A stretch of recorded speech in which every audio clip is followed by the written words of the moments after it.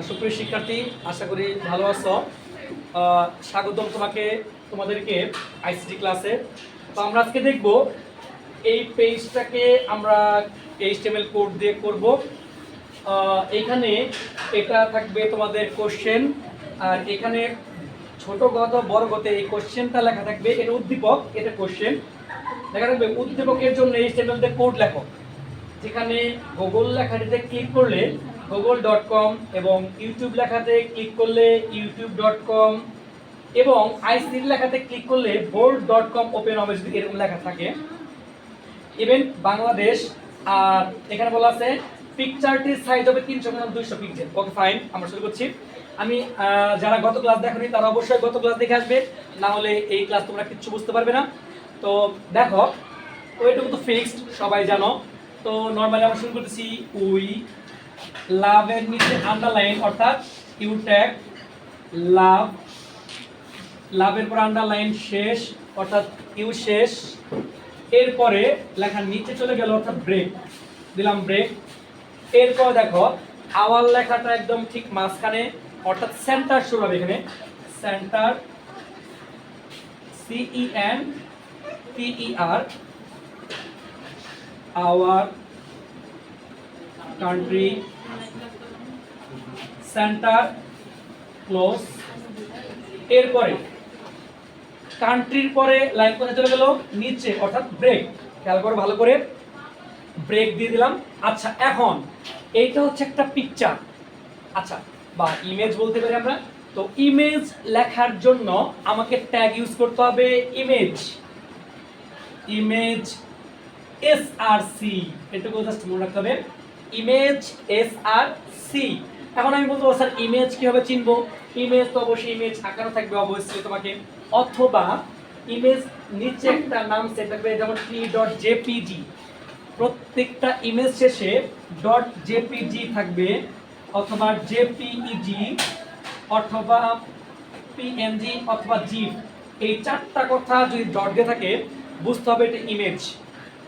যেহেতু এটা .jpg আছে তাহলে অবশ্যই বোঝা যাচ্ছে কি ইমেজ। তাহলে ইমেজের জন্য আমরা লিখছি ট্যাগ ইমেজ SRC, একদম ফিক্সড। ইমেজ থাকলে ইমেজ SRC ফিক্সড। এখন ইমেজটা কি লেখায় সেভ করা আছে, t.jpg, তাহলে এখানে লিখতে হবে t.jpg।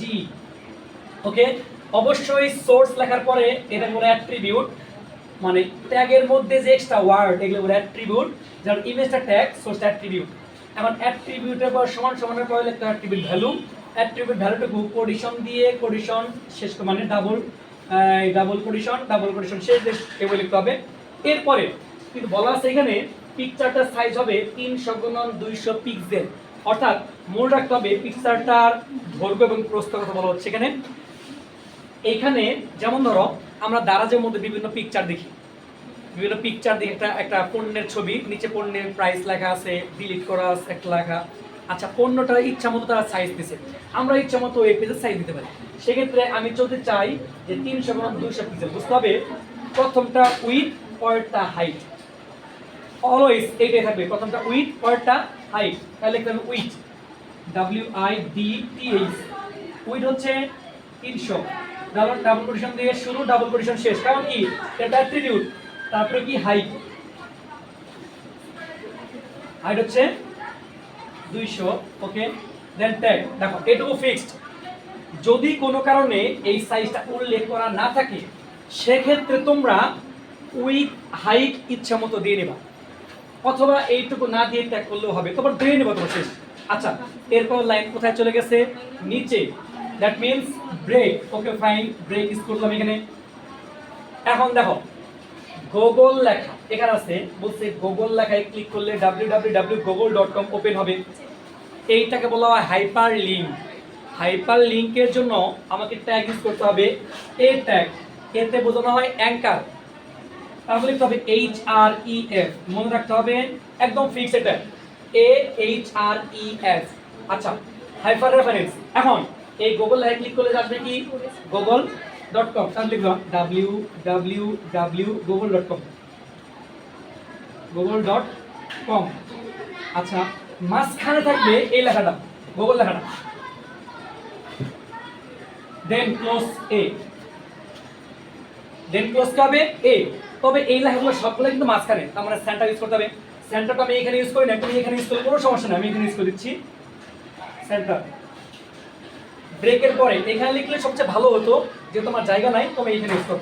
আচ্ছা, গুগল, দেখো গুগল লেখার হাইপার লিঙ্ক হওয়ার জন্য ট্যাগ ইউজ করছে কি এ, এরপরে HREF ফিক্সড google.com, মাঝখানে কি লেখা থাকবে ওইখানে যে লেখা থাকবে যেভাবে থাকবে ওইভাবে লিখতে হবে। এরপরে কি ক্লোজ এ ক্লোজ, বুঝতে পারছো বিষয়টা? ওই লেখা এইখানে যেভাবে লেখা থাকবে এখানে সেম ওইভাবেই লিখতে হবে।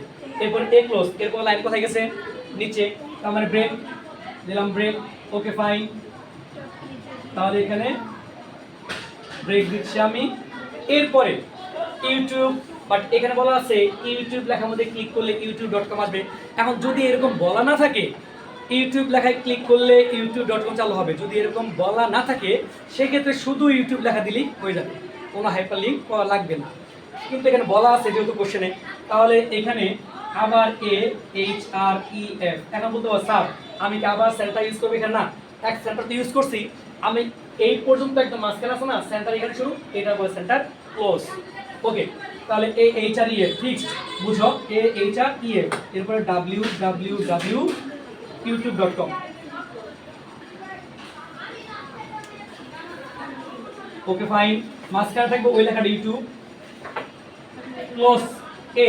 এরপর লাইন কোথায় চলে গেছে নিচে, তার মানে ব্রেক, ওকে ফাইন, ব্রেক দিলাম। এরপরে আইসিটি লেখা, আইসিটি লেখাটা কি আবার বলছে আইসিটি লেখাতে ক্লিক করলে www.board.com ওপেন হবে, তার মানে হাইপার লিঙ্ক। আবার ক্লিক করে ওপেন হবে একটা ওয়েবসাইটের নাম বলা থাকবে, ক্লিক করলে তার মানে হাইপার লিঙ্ক। সেক্ষেত্রে হাইপার লিঙ্কের জন্য HREF www কি লেখা আছে board.com, ওকে। কোন লেখাতে ক্লিক করলে এখানে লেখা আছে আইসিটি, তাহলে তোমাকে আইসিটি মাঝখানে লিখতে হবে, ক্লোজ এ। চিন্তা করো আমরা বিভিন্ন ওয়েবসাইটে যে লেখাগুলো দেখি, বিভিন্ন লেখার মধ্যে ইউটিউব লেখা থাকে, গুগল লেখা থাকে, ক্লিক করলে গুগল ওপেন হয়ে যায়, ক্লিক করলে ইউটিউব ওপেন হয়ে যায়। অ্যাকচুয়ালি ওই ইউটিউব লেখার মধ্যেই ইউটিউবের মানে youtube.com-কে হাইপার লিঙ্ক করা থাকে, না হলে তো এখানে ক্লিক করলে কোনো কিছু ওপেন হতো না।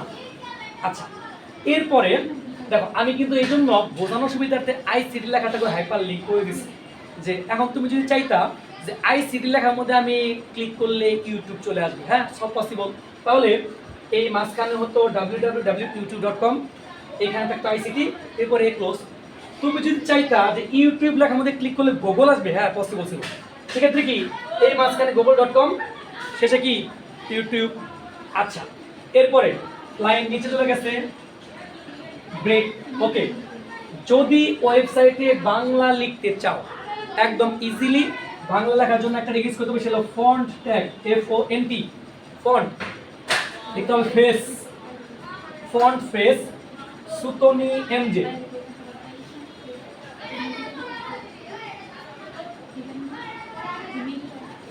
মনে রাখতে হবে বাংলা লেখার জন্য ফন্ট ফেস সুতনি MJ একদম মুখস্থ।